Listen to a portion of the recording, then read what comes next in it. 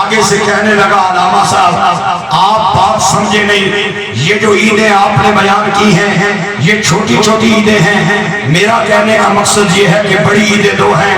میں نے کہا جناب حوالہ دینا چاہتا ہوں، سرکار فرماتے ہیں ان یوم الجمعہ سید الایام و اعظمها عند اللہ من یوم الفطر و یوم الاضحیٰ۔ جہاں تک سپیکر کی آواز جا رہی ہے ہاتھ جوڑ کے اپیل کروں گا، میں اسے پروانہ نہیں سمجھتا جو شمع کو دیکھ کے جھوم نہ جائے، میں اسے مچھلی نہیں سمجھتا جو پانی کو دیکھ کے خوش نہ ہو جائے، میں اسے بلبل نہیں سمجھتا جسے پھول کو دیکھ کے رقص کرنا نہ آئے۔ وہ کیسا مسلمان ہے، وہ کیسا غلام ہے جسے حضور کے نام پہ، حضور کے فرمان پہ ہاتھ جوڑ کے اپیل کرنی پڑے کہ داد دے اور سبحان اللہ کہے۔ مومن کی تو شان یہ ہے کہ وہ بستر مرگ پہ بھی ہو نبی پاک کا نام آ جائے تو وہ اٹھ کے کھڑا ہو جائے۔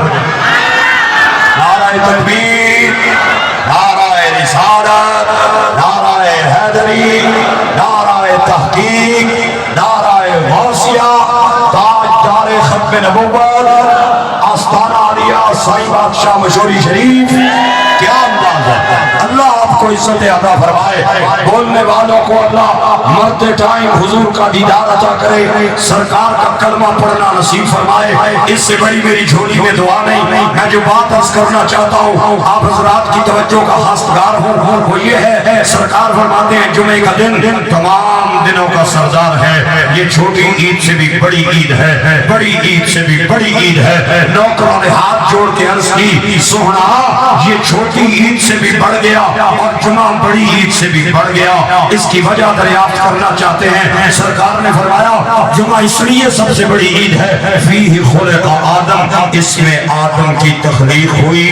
میں آنکھیں بند کر کے فقرہ کہہ رہا ہوں اور مجھے پتہ چل جائے گا کہ کتنے حضرات میرے ساتھ ہیں اور کتنے میری بات سمجھ رہے ہیں۔ حضور نے فرمایا جمعہ کا دن اس لیے بڑا ہے اس میں آدم کی تخلیق ہوئی۔ میں نے کہا ملا جی جس میں آدم آئے وہ 53 عیدیں منانے کے لیے تیار ہے، مدینے والے کے نام کی ایک عید بھی تجھے ہضم نہیں ہو گئی۔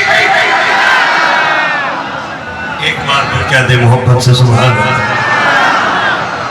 جمعے کا دن تمام دنوں کا سردار ہے، یہ چھوٹی عید سے بھی بڑی عید ہے، بڑی عید سے بھی بڑی عید ہے۔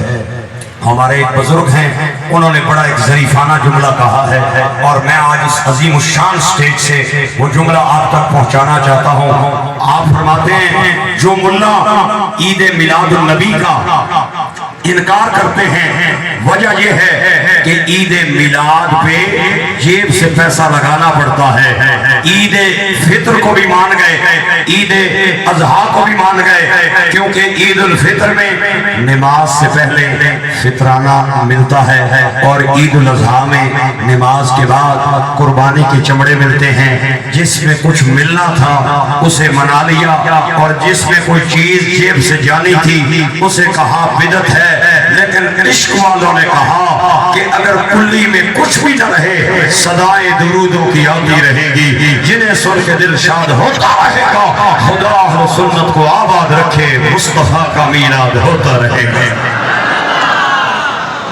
عقل پہ نبی پاک کو نہیں تولا، مصور پاکستان علامہ محمد اقبال قلندر لاہوری آپ فرماتے ہیں دنیا میں جتنے بھی کام کرنے ہیں عقل سے کرنے ہیں، اگر ڈرائیونگ کرنی ہے عقل سے کرنی ہے، گھر بنانا ہے عقل سے بنانا ہے، علم حاصل کرنا ہے عقل سے حاصل کرنا ہے۔ جب باری آ جائے مدینے کے تاجدار کی تو یاد رکھ پیر رومی کا کہا عقل قربان کن بپیش مصطفیٰ، عقل حضور پہ قربان کر دے۔ علامہ اقبال کہتا ہے میں باقی تمام معاملات میں عقل کو امام بناتا ہوں، لیکن جب باری مدینے کے تاجدار کی آ جائے تو اس وقت عقل اساس غلام من، عشق اساس امام من، عقل اساس غلام من، عشق اساس امام من۔ پھر پھر میں عقل کو غلام بنا لیتا ہوں، عشق کو امام بنا لیتا ہوں۔ جنہوں نے عقل کو امام بنایا وہ ابو جہل بنا، جس نے عشق کو امام بنایا وہ ابو بکر صدیق بنا، جس نے عقل کو امام بنایا وہ جعفر منصور بنا، جس نے عشق کو امام بنایا وہ امام احمد بن حنبل بنا، جس نے عقل کو امام بنایا وہ یزید بنا، جس نے عشق کو امام بنایا وہ حسین بنا، جس نے عقل کو امام بنایا وہ امیہ بنا، جس نے عشق کو امام بنایا وہ بلال بنا، جس نے عقل کو امام بنایا وہ شیبہ بنا، جس نے عشق کو امام بنایا وہ خبیب بنا، جس نے عقل کو امام بنایا وہ غلام احمد قادیانی بنا، جس نے عشق کو امام بنایا وہ تاجدار گولڑا پیر مہر علی بنا، جس نے عشق کو عقل کو امام بنایا وہ سندھ کا کوئی ظالم وڈیرا ڈاکو بنا، جس نے عشق کو امام بنایا وہ سائی بادشاہ قاسم مشوری بنا۔ ایک بار پھر کہہ دیں ذرا پیار سے سبحان اللہ۔ آباد اللہ آپ کو آباد رکھے، سلامتیاں نصیب فرمائے۔ ہم الحمدللہ سائیں بادشاہ کے ماننے والے ہیں، ہم عقل کو حضور کے معاملے میں امام نہیں مانتے، ہم عشق کو امام مانتے ہیں۔ میرے گرامی قدر احباب، ہاں گرامی قدر احباب، علامہ محمد یوسف نبہانی نے ایک خوبصورت روایت بیان فرمائی ہے۔ آپ فرماتے ہیں تاجدار مدینہ راحت قلب و سینہ، مدینے کے تاجدار، نبیوں کے سردار۔ آپ فرماتے ہیں میں رات کو سو رہا تھا، میں نے دو فرشتوں کو دیکھا جو ترازو لگا کے کھڑے تھے، ایک ترازو کے پلڑے میں انہوں نے 10 بندوں کو رکھا، دوسرے پلڑے میں مجھے رکھا، پلڑا اٹھایا، ترازو اٹھایا تو 10 بندوں کا وزن کم تھا، میرا وزن زیادہ تھا، پھر 20 بندوں کو رکھا، پھر بھی میرا وزن زیادہ تھا، 100 کو رکھا، پھر بھی میرا وزن زیادہ تھا۔ ایک فرشتہ آیا اور ان 2 فرشتوں کو کہنے لگا کس چکر میں پڑ گئے ہو؟ خدا کی قسم اگر ساری خدائی بھی ایک پلڑے میں رکھ دی جائے تب بھی مدینے کے تاجدار کا وزن زیادہ ہوگا۔ حشر تک یا مصطفیٰ نے بادشاہیاں تیریاں، مل کے بولیے حشر تک یا مصطفیٰ نے بادشاہیاں تیریاں، حشر تک یا مصطفیٰ نے بادشاہیاں تیریاں، کر گئے جو کر گئے آقا گدایاں تیریاں۔ آواز سے آواز ملا کے ناخوان بن جائے۔